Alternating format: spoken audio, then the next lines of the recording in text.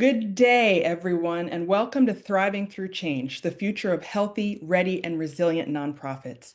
My name is Shamis Pitts. Shamis rhymes with promise, or Thomas if that helps, the founder and CEO of Pitts Leadership Consulting, or PLC for short. Today's session marks the first in our three-part Thriving Through Change webinar series, an exploration of what it takes to build healthy, ready, and resilient nonprofits and move and survive and thrive in a forever changing, evolving world. The future of the nonprofit sector won't be defined by who works the hardest. It will be defined as who builds the healthiest organizations, the ones that can adapt, sustain impact, and take care of their people while they do it. So many of you that I know are in the room are friends of PLC, and some of you are new. So just take a quick moment to ground you in who we are if you don't know us. We're a human capital consulting firm specializing in organizational health and business readiness. We help organizations sustain high performance, adapt to change, and engage employees in ways that drive retention and lasting impact. Through consulting, training and facilitation, advising, and coaching, PLC partners to strengthen culture, align strategy and operations, and to build organizational resilience, again, without sacrificing people in the process. That's the important part. We're known for being thorough, thoughtful, and compassionate in how we work. Those are core to our being as an organization and upholding accountability along the way. We bring deep expertise across org development, learning and development, strategic and operational HR, and inclusion and belonging. I am so excited to have with me today these two powerhouse leaders. Welcome, welcome, Julayne Virgil, CEO of Girls Inc. of Alameda County, and Olabayo Allen-Taylor, Director of Investments at Orchid Capital. Please, these join me in welcoming them. Julayne, I would love to have you introduce yourself. Take a moment. Thank you so much, Shamis. I have about 15 to 20 years in nonprofit leadership, both national level and localized level. All of that has been focused on education, leadership development, youth development, and I strongly believe in uplifting people and that will be change for the world. So that's kind of about me, a little bit about me, and I'm excited to be here. Thank you for having me. Thanks, Julayne. And fun fact, Julayne and I go way back undergrad. She knows we're all the things, all the secrets. Ola, over to you. Hi, everyone. I'm Ola Allen-Taylor. I am the Director of Investments for Orchid Capital, where I have the pleasure of investing in women and people of color across the ecosystem of care and reproductive care. Prior to that, I was leading an impact investing intermediary where I was helping investors really connect directly with communities. So funding kind of goes back to where it's needed most. And then before that, I spent 16 years in public education, where I really learned about the sort of structure of leadership and how far it can go and what's possible, and excited to share some of my learnings across my journey. Wonderful. Thanks, Ola. Let's jump into our agenda. Why does this topic matter? We're going to ground in that conversation, and then we're going to take a quick poll to get a sense of who's in the room. Then we're getting into our panel and the Q&A, and we'll cover next steps. So we're looking to finish at 5 of the hour because I know y'all are already going to start thinking about the next thing. So that's the intention here. So housekeeping, enable closed captions if you need it. Add questions to the Q&A. If someone adds a question that you like it because that will help us prioritize questions that come in during this webinar. You can also submit questions anonymously if you so choose. And thanks to those of you who submitted questions in advance, we have them on our list. So quick anchor about what's happening across the sector, right? I know this is likely not news to any of you in this room, whether or not you're in nonprofit, and I know we also have some higher ed leaders in here. You're all being tested. According to trusted sources like the Center for Effective Philanthropy, about 95% of those surveyed say staff fatigue and capacity strain are the biggest challenges right now. More than half report that workforce stress is driving turnover, and no surprises, the demand for services continues to rise. So the org resilience conversation has never been more needed. That's why we're here to talk about it. the question is, right, how do we move beyond crisis response into building cultures that can truly thrive through change? So let's launch that quick poll. Thanks in advance for completing it, right? We want to get an idea of what your role is because we know that your role shapes how you experience change. The next question is really, right, what's keeping you up at night? What's most pressing for your org and or your team?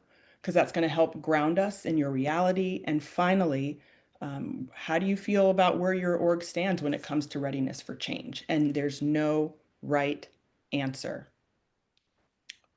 So hopefully y'all can see this poll. Okay, it's coming through. It's coming through. All right, keep it coming. Keep it coming.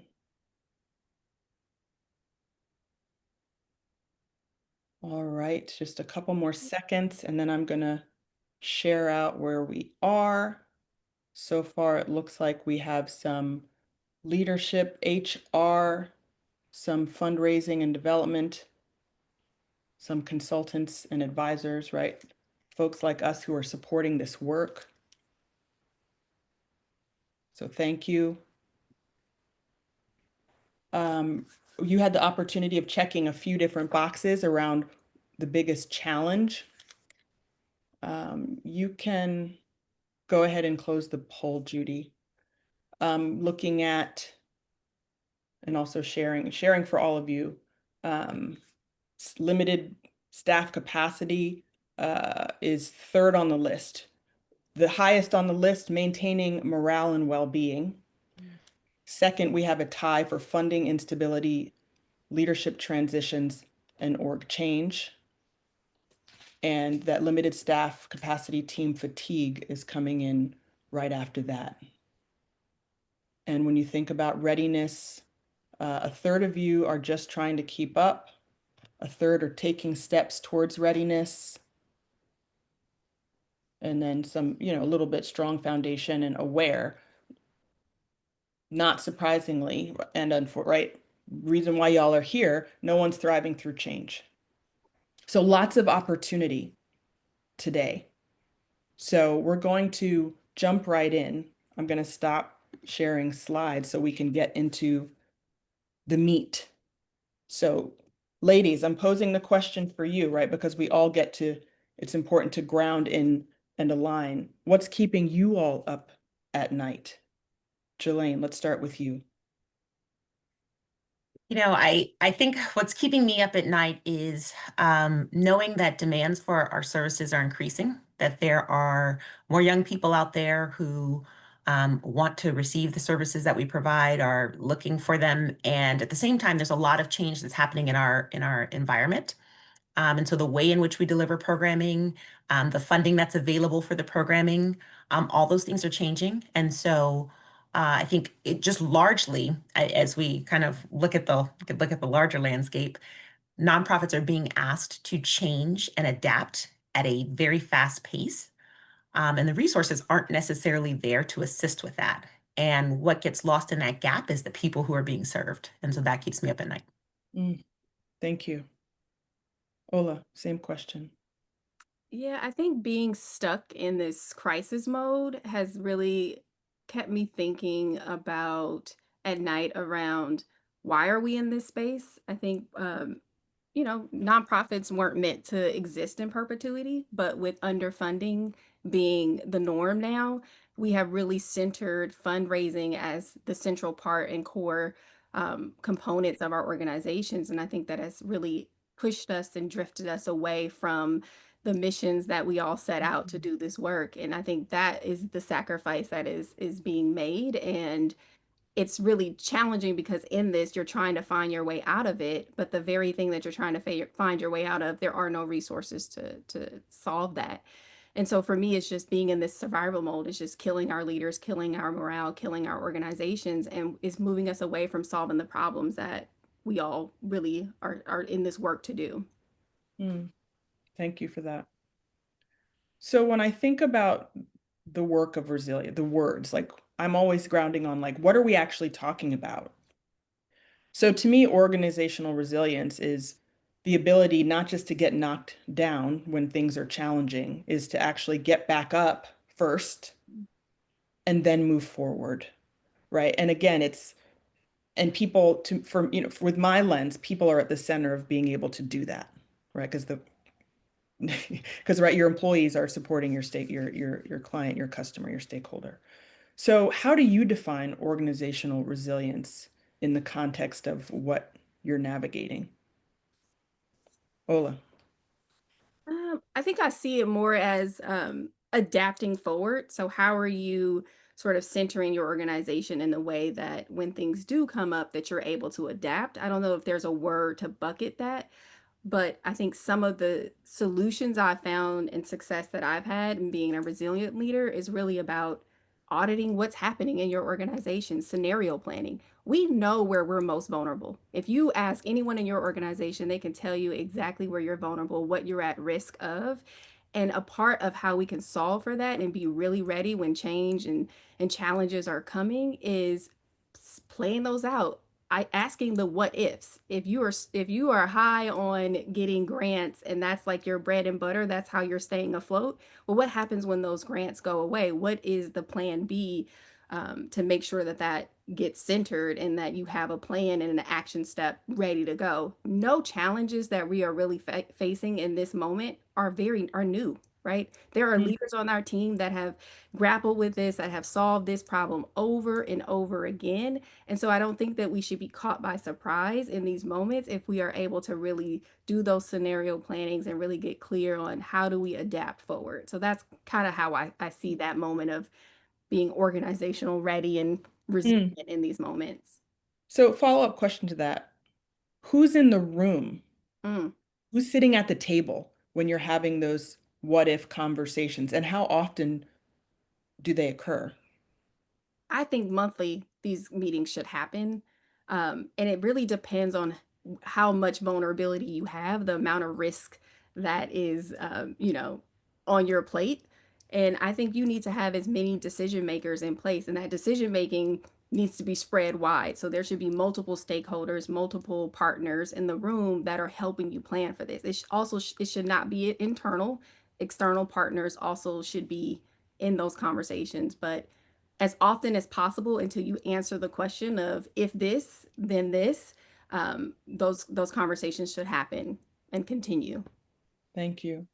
So Julayne, same, the original question, right? How do you define organizational resilience in the context of the sector and the work that you do?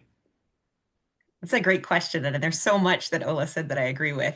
So I want to build on that. I really think of it, for me, there's three components. And the first is you hit the nail on the head, Shamus, the people.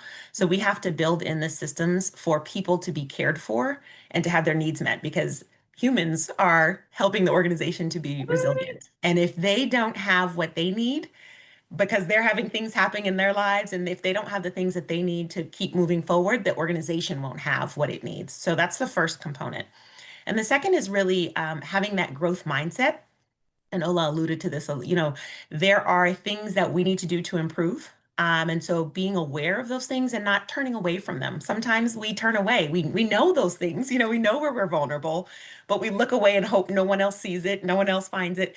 These issues that happen, they happen, right? Mm, And so turning away from it doesn't make it that it won't happen. It will happen, you just won't be ready for it, right? So how do we build a culture of everyone taking a look at, where we're strong and celebrating that, and where we have growth areas and being like, okay, let's put together some plans so that we move forward in these growth areas. We don't stay where we are right now. mm, And recognizing that that doesn't just exist, right? You have to be comfortable talking to your colleagues about, those growth areas that you see or the ones that they see in your functional areas, and not taking it offensively, and being able to really talk about that and plan for it. And then I think that last piece, that last piece really ties into like strategic planning and building in that flexibility. So it's not enough just to live the day to day, but how do we think about a larger spectrum? How much time are we taking to look at what's happening in the larger environment? What are the trends that are maybe nascent now, but they're going to be building? And how do we think about what our organization needs to do to be ready in that phase, in that next phase for what we see is coming down the road, and building that flexibility into our plans, so that we're not just living day to day, but we are thinking also long term. Hmm. Thank you for that. Thank you both. So to build off of that, change is constant and not all change feels healthy. So when we were in our prep discussion, you shared a really great example that speaks to how disruption within the organization led to meaningful impact. Can you share that same example that I thought was just a wonderful illustration of thriving through change? Absolutely. So Girls Inc. of Alameda County has been around since 1958. We have been providing pro-girl programs since that time. And one of the offshoots was in 1985, we established a mental health counseling arm. And we were addressing issues that weren't addressed in our area at the time. There were a lot of girls languishing in juvenile hall for reasons that actually weren't criminal, but they didn't have therapeutic supports to help them through whatever they were going through. So at the time we started this in 1985, we had this mental health arm for, oh goodness, probably about 30 years. And there were we started to look at it, and I'm saying the royal we now because I've been at Girls Inc. for 10 years. But so over time, leaders had taken a look and said, this isn't quite aligned anymore. And there are other groups who are now doing this work. And we don't know if it makes sense for us to continue to hold it in the way that we are. There are also new regulations that had come up. So it was about $1 million of our budget. And we had to follow the same restrictions and compliance that much larger organizations had to do. We had to have separate databases. We had to have all the trainings. And so it was a lift for us to continue to hold this counseling arm. We felt it was important. We still do. But the alignment was the question. We had lots of concerns about whether if we did divested ourselves of it, if people would think we were abandoning our clients, if we were abandoning the community, if we were abandoning our roots. And so there was a lot of concern about that. It also took a lot of time because it involved county grants. And we know that government moves slowly when we're talking about change. But we went forward. We identified a partner in the community who was very values aligned, who was doing similar work and had many more resources, many times more resources to do this work and to hold this work. And we started a process to transfer our mental health counseling arm to them. And it took 3 years to do the whole thing, so it was quite a process. But ultimately, we ended up shifting over our clients, our staff, some of whom had been there for decades, and the contracts, picking them all up and shifting them over to this organization, which is holding it all well. We still partner with them on certain activities. We refer girls to them who need counseling. We also bring them in for consultation for our staff to help them better understand some of what's happening in the minds of youth, and also for families to better understand and communicate.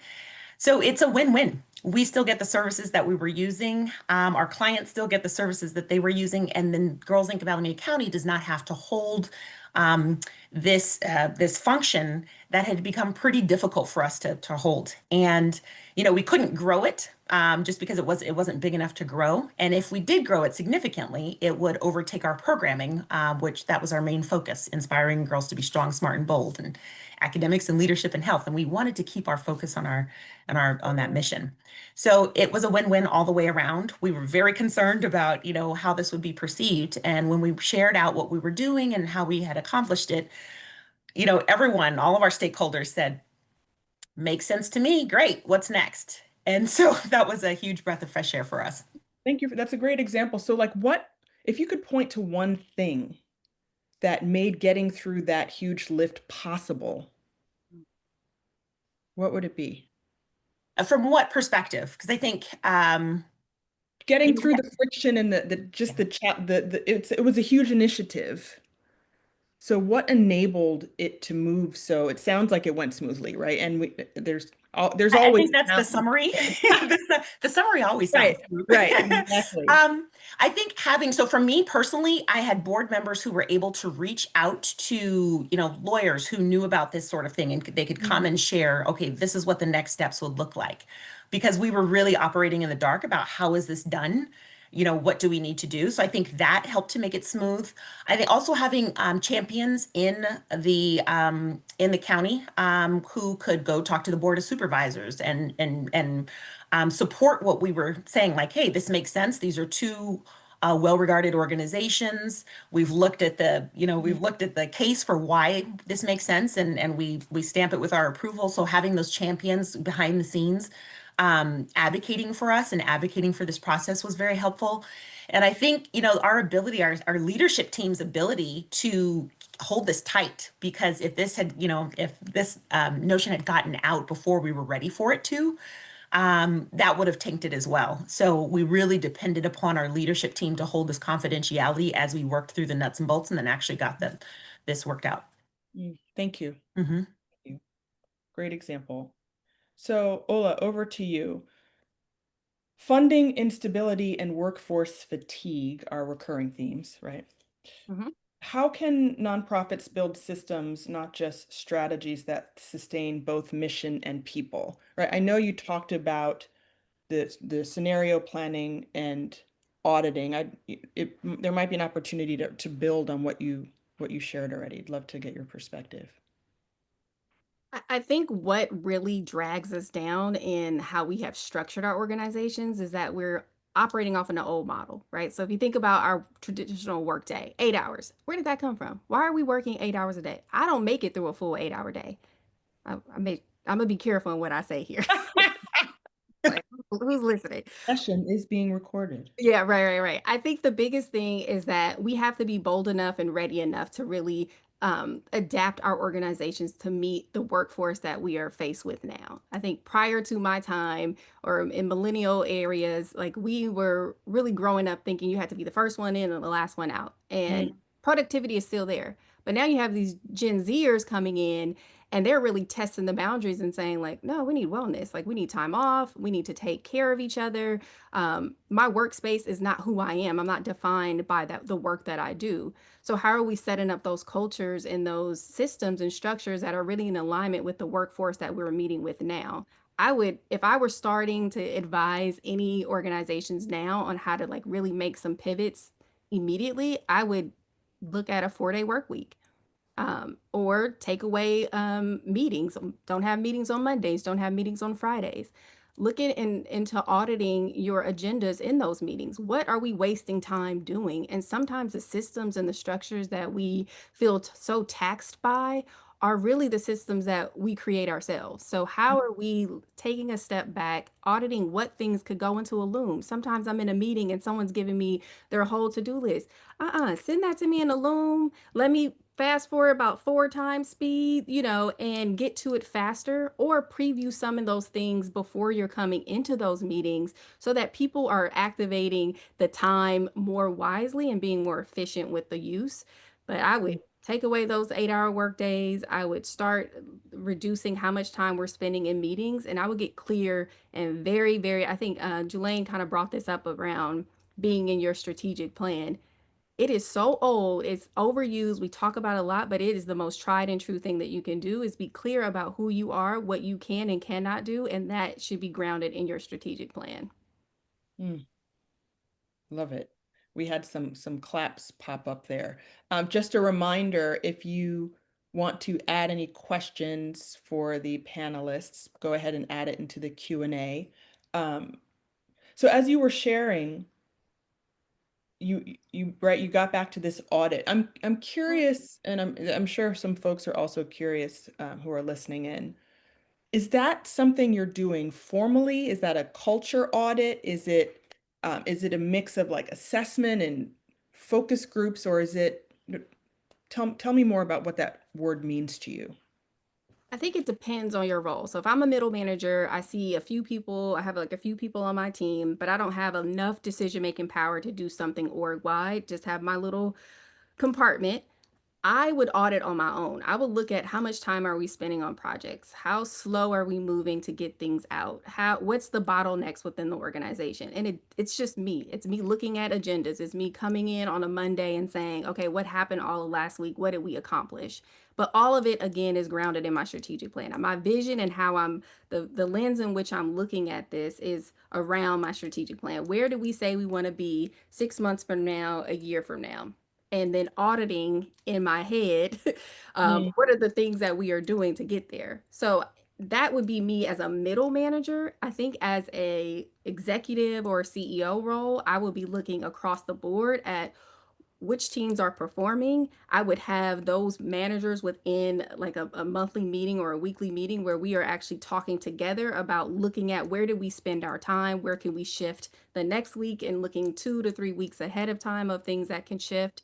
But the audits don't have to be formal. And I do believe that middle managers actually have the best opportunity to make the change because you are closest to the people that are doing the work. And if you can prove that your team is more efficient, you can share those wins up to those CEOs and saying, look, this is what I'm doing. And honestly, you don't need anyone's permission to shift. If you have control within your department, shift it and run it how you want. And if the organization isn't on board to change, when you leave, you just created a whole new system that gets you ready to go for your next role, your next team, your next situation. But I think mm, those audits don't have to be complex. They don't need to be shared with anyone. But I'm looking at calendars, I'm looking at agendas, I'm looking at time, in Zoom meetings, how much time did we spend on a project? All of those things are coming into play with me. I do have tools that I use to do that for some things that are formal, but how I'm making my decisions is based on my own audits and in alignment with the strategic plan that we set forth. thank you for that. And I know you have an operations background, right? So Right. that, Can't turn that off. right. But it's like, but not everybody is, that's not the strength for everyone, right? So I'm gonna just invite those of you on the line who feel like that approach isn't your strength, reach out and lever it to folks on your team who are great at that to see how you can collaborate with them and they can share approaches and resources that have been helpful to them. Mhm. Julayne, any add? Thomas, I was going to say, I want to jump in there because as a CEO, I was listening and nodding because when we are talking about systems, most often we're going to middle managers and saying, okay, what's working, what's not. I don't want to have a system. I don't want to institute a system that is not going to help us do what we need to do. And so I think middle managers have a lot more clout in this area than they realize. Mm, So being proactive about that, and even, raising things up like, hey, this is what I'm doing. It's really working in this area. I don't know if it could work for other people or something like that. Because, it's very rare that there's a system that comes and we're just like institute it without talking to our middle managers and really understanding, is this going to be useful? Is this going to be helpful or not?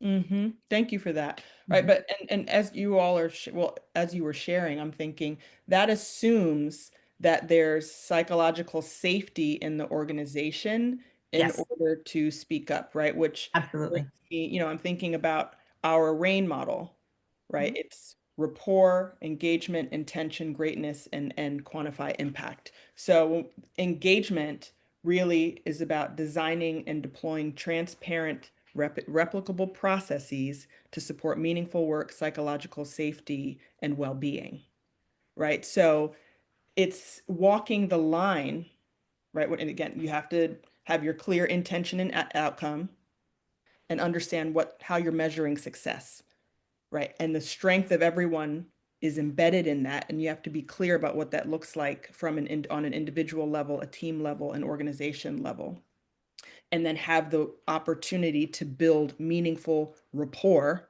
Mhm. so that you can collaborate to get the work done.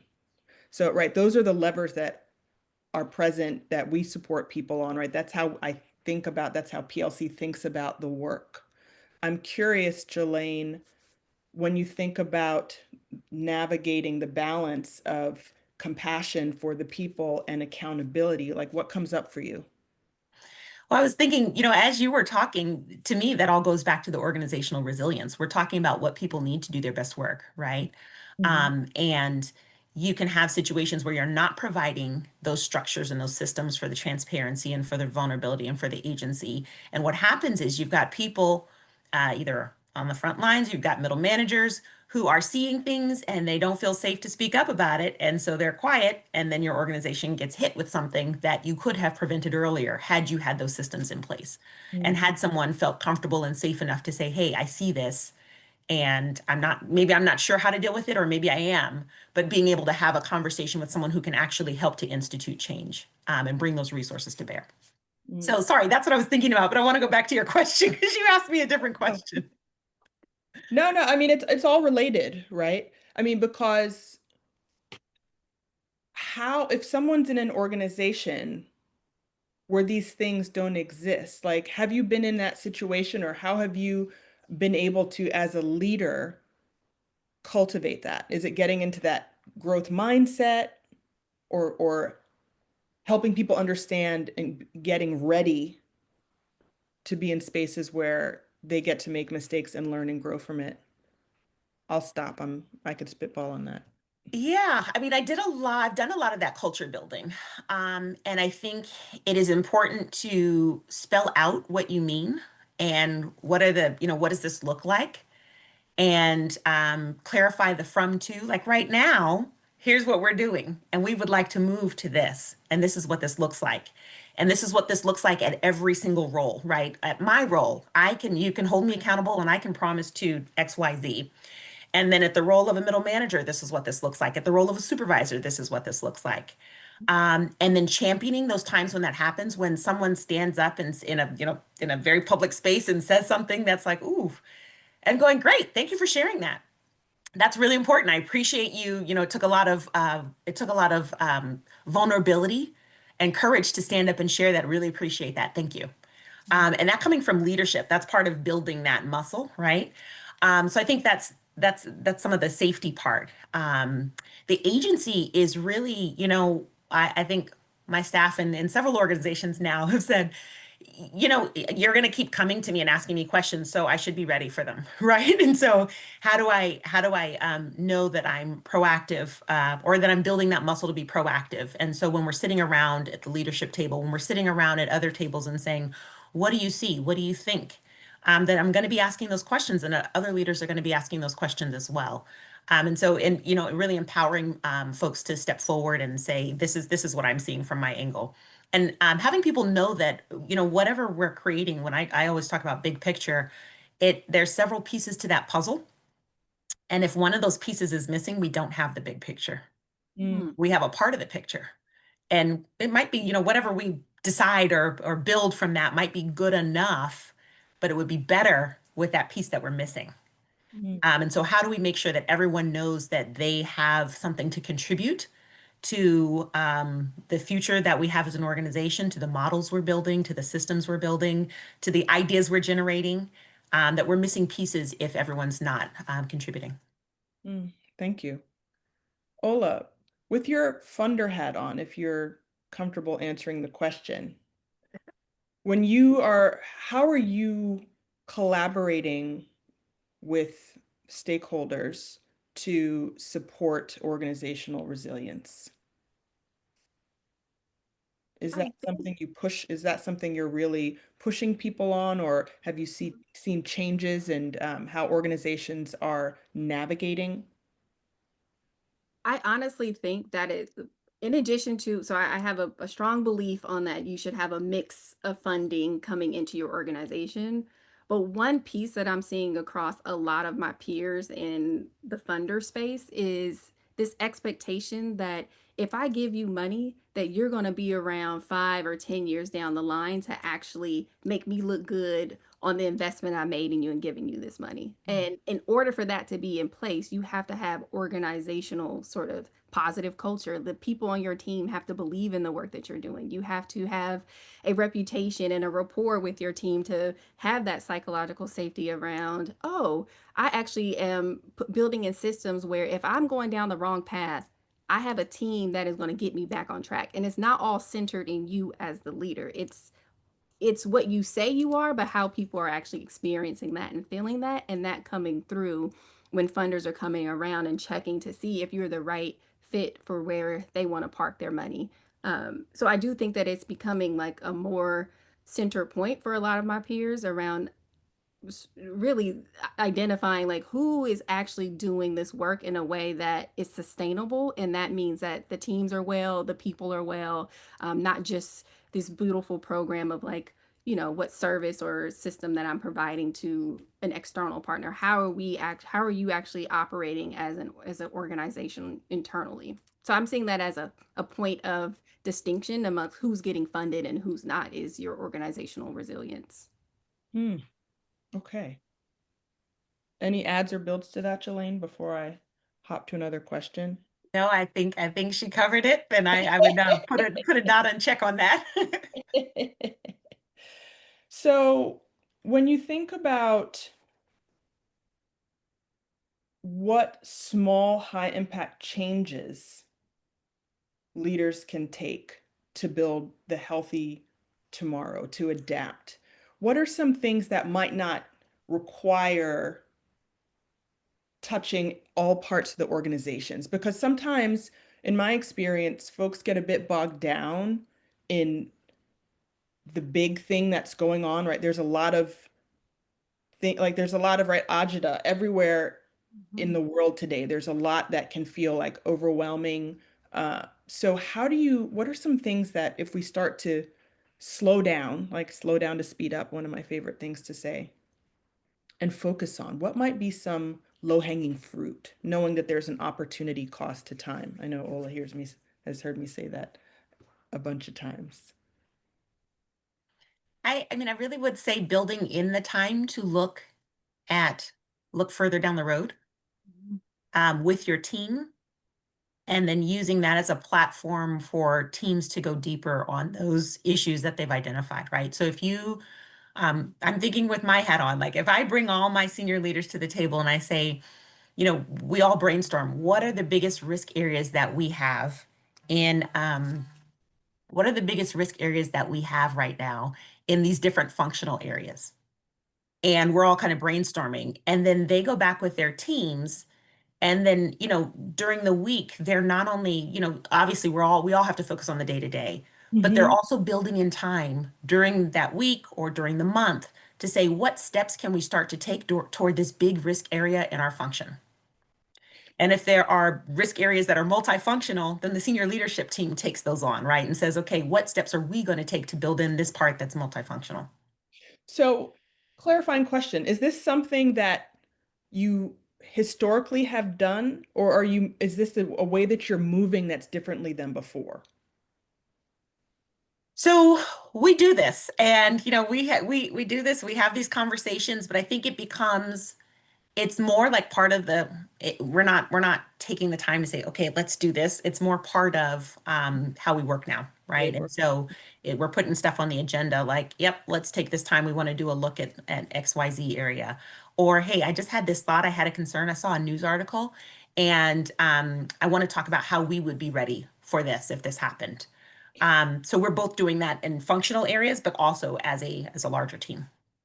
So again, coming back to this opportunity cost of time, because folks are always in this like scarcity, I don't have time to do all the things. Was there something that you had to let go of to create the space to have more intentional conversations about this? You do have to be ruthless about prioritization. And sometimes I think we're adding things to the plate without taking anything off the plate, right? So taking a look at the plate and saying, what's on here that's legacy that was here because it was just here, but we don't need to do it anymore, or we can do it differently or more efficiently. Mhm. So we have to be committed to that as well. Hmm. Thank you. Ola, same question.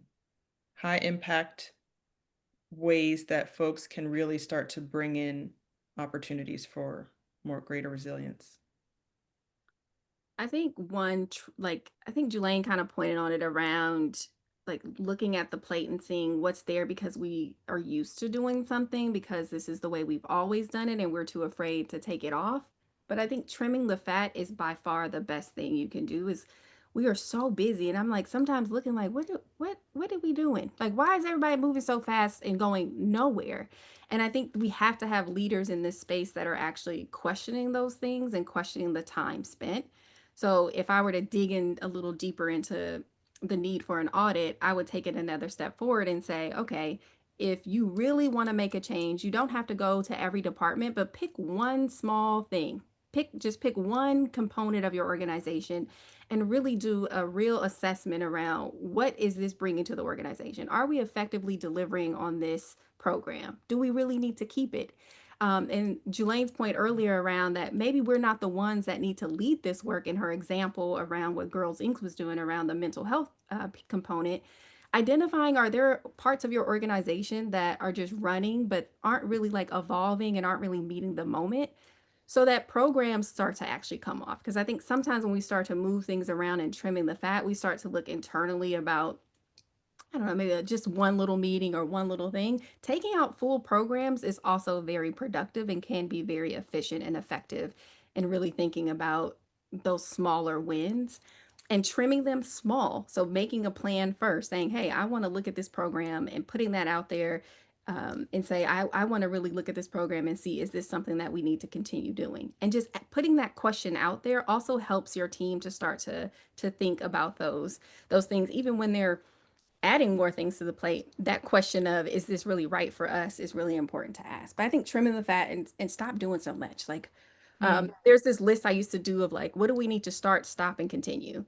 And if you do that, often Old you will faithful. find you will find all the answers you need for what's your quarterly focus for the next, upcoming quarter in the next year. So I think Fair. it's important to create those.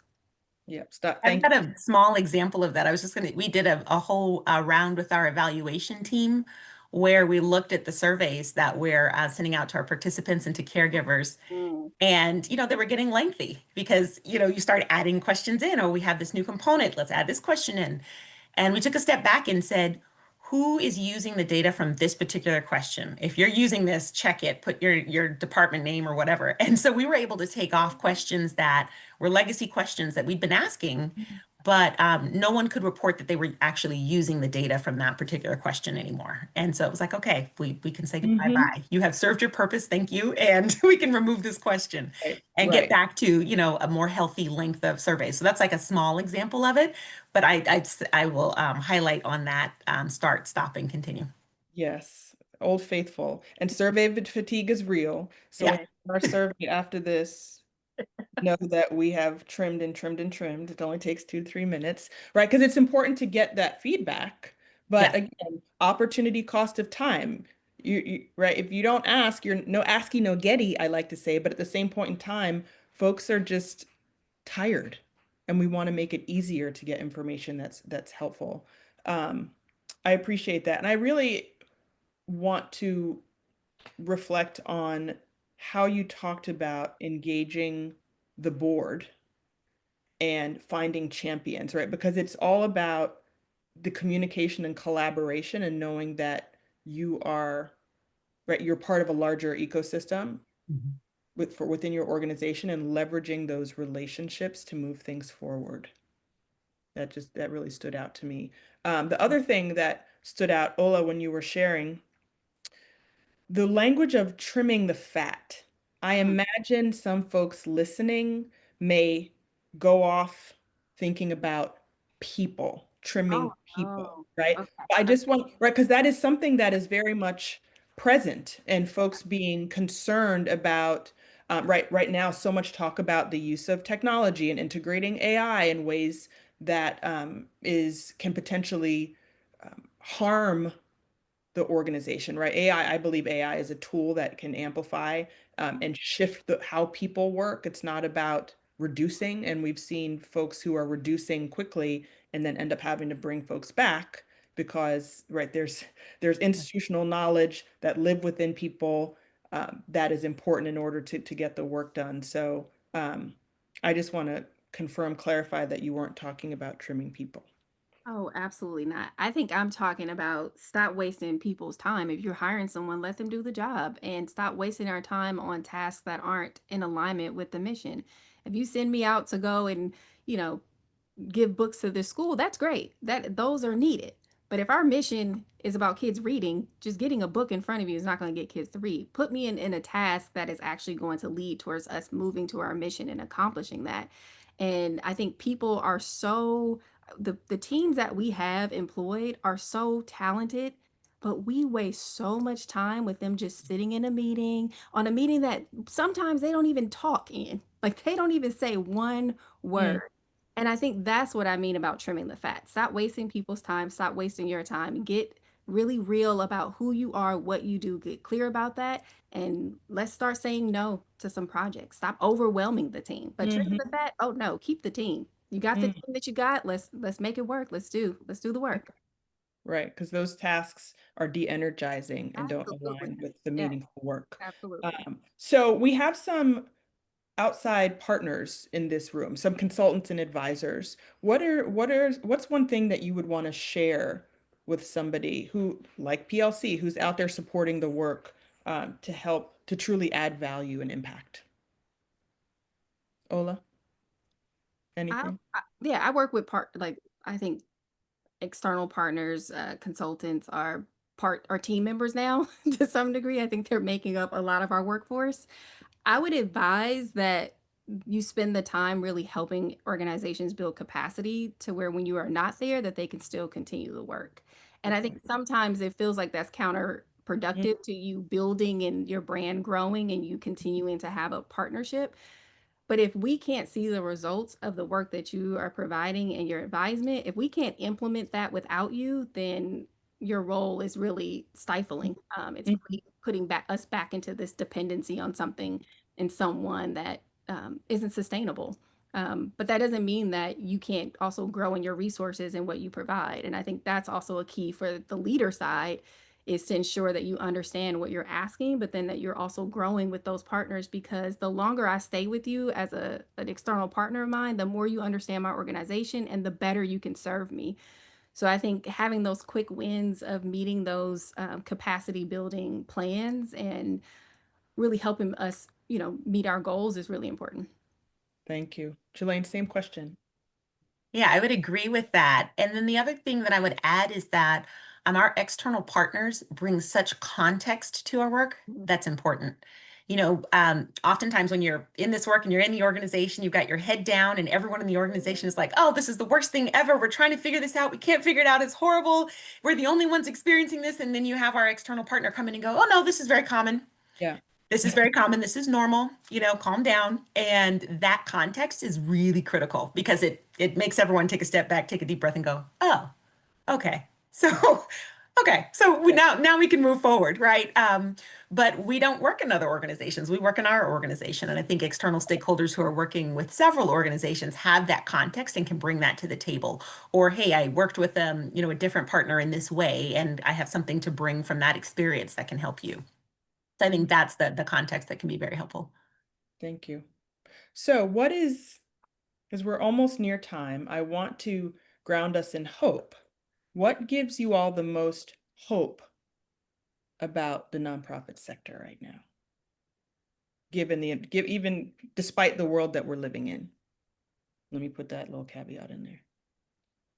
Who wants to go first? I could go. I think what gives me hope is this newfound truth telling about the real cost of this work, both Mm, financially and emotionally, and people building models around, what that could look like to ensure that those real costs are like front and center. Um, and then yeah, that's what brings me hope. Is that thank you. that we build off of those truth telling and our systems and structures are really in alignment with what's really at play and what's really at cost versus I don't know, this like fantasy world of everything's okay, we're good. Like Mhm. we're not leaving our children behind to do this work. We're not, saying no to weddings and like having fun to do this work. Like I think truth telling about what it really costs is important. Thank you, Ola. Julayne?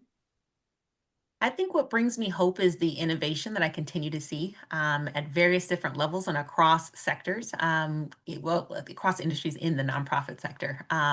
There's such innovation to meet the need, to rise to meet the need and the occasion. And that is such an inspiration. I think we just have to figure out how to make that sustainable, right? So as demands are changing and increasing, how do we make it sustainable? We have folks rising up to meet the need. We have organizations rising to meet that need. It is super inspiring to see. And, if that's what we want to continue to see, we have to make that possible. Thank you. So I want to make sure I hit this last question that someone submitted. The aspiring leader who wants to strengthen resilience from wherever they sit. I know we talked about middle managers, but even just in general, what advice would you give? So aspiring manager means they're Yeah, they're leading from the middle. They're not necessarily in a position of formal authority, mhm.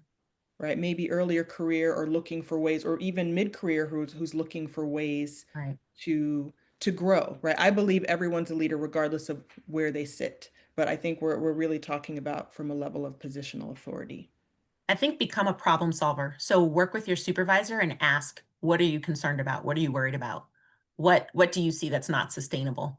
And kind of make that your project that you're kind of tackling. And getting a little bit more information about it, and understanding who the various stakeholders are, and kind of mapping out if we could do. We have three options. If we do this option, here are the pros and cons. If we do this option, here are the pros and cons, and the costs. And kind of teeing that up and bringing that to your supervisor from time to time as you're working on that to help them get clarity. Either they're worried about it but don't have time, or they haven't had time to chase down all the information around it. So putting some clarity to that model, I think, identifying yourself as a problem solver and proactive will be helpful. Thank you. Ola, any adds or builds to that?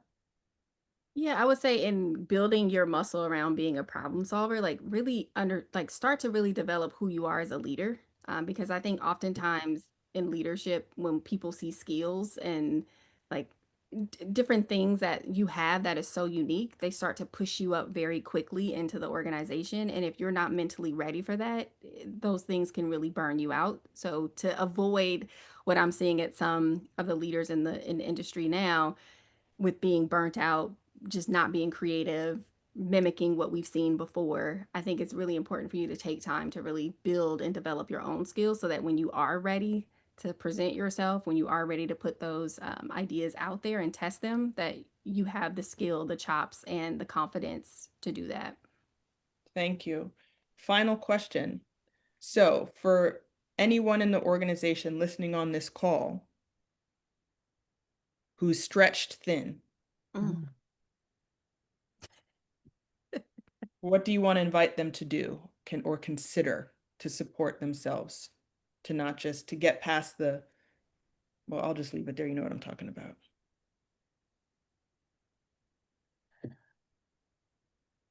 You don't have to say whether or not you're doing any of these things.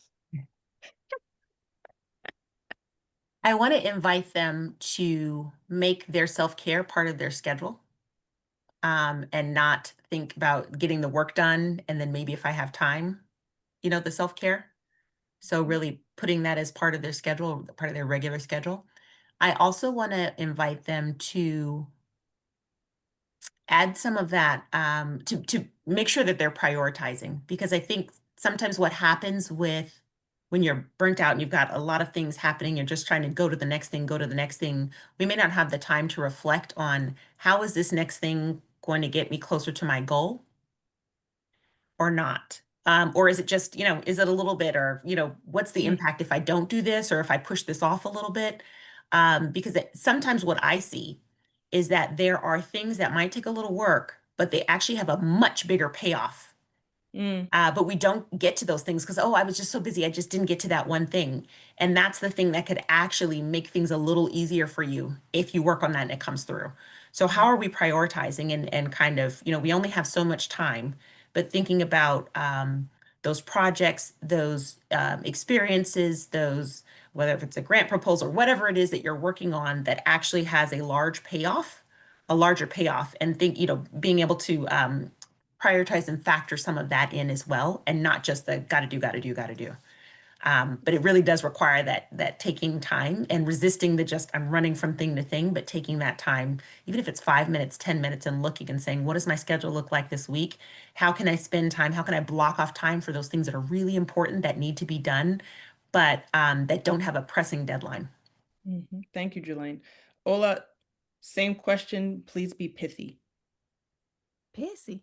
Pithy. Oh, I was like, wait, what? What is this turned into? I think one of the things that I feel I found to be successful as a part of my journey is finding the joy. So just like even this moment, but finding the joy. I think this stuff is so hard and it's so complex, and we're just pushed and pulled in different directions all the time. And I think having those moments of joy and finding the fun in the work is really important. But I think also having a plan for yourself. So I agree. Prioritize. Get that, self-care in, but also just have a plan. Like, who do you want to be tomorrow? Who do you want to be 5 years from now? Who do you want to be 10 years from now? And start planting those seeds so that as you get to those milestones, you are sort of benefiting from the fruits of your labor. So having that plan is important, but gotta have some joy, laugh, get out there. Thank you. Thank you. And, coaches help with that. So I Absolutely. know I said I'd finish at 5 of. We're hitting up against it. So I welcome you to take a moment either now or after we close to think about one insight or practice that you're going to implement this week. Start small, hashtag start small, to open up possibility. And if today's session resonated with you, register for our next Thriving Through Change session. Our next session is a fireside chat on November 20th with Kylie Mitchell-Wells, Exec Director at the Balmer Group. She focuses, her sphere is Southeast Michigan. You will receive a link to that in our follow-up email. And we also have in December on the 11th, a Ask the Expert featuring Catherine Haslinger, the former CEO of JASA. JASA is an org that helps older New Yorkers thrive. So we hope to see you there so we can continue to explore this conversation of organizational resilience, right? It is something that we get to lean into each day and create that intentional space to be, identify, and celebrate those small wins because you all are doing great work each and every day. Finally, here's a QR code if you want to book a call with us to think through the strategy of org resilience for your team or for your organization and for yourself, right? Because you get to lead self before you lead other, which is why we were talking about that at the end. So we hope that we continue to see you and hope that you engage with us. Hope you found this time valuable. And thank you, thank you, thank you, thank you, thank you to my people, Ola and Julayne. You're doing great work. You're leading with compassion, which is a PLC core value, which is why you're sitting in this room with me. So all of you on the line, thank you for your time.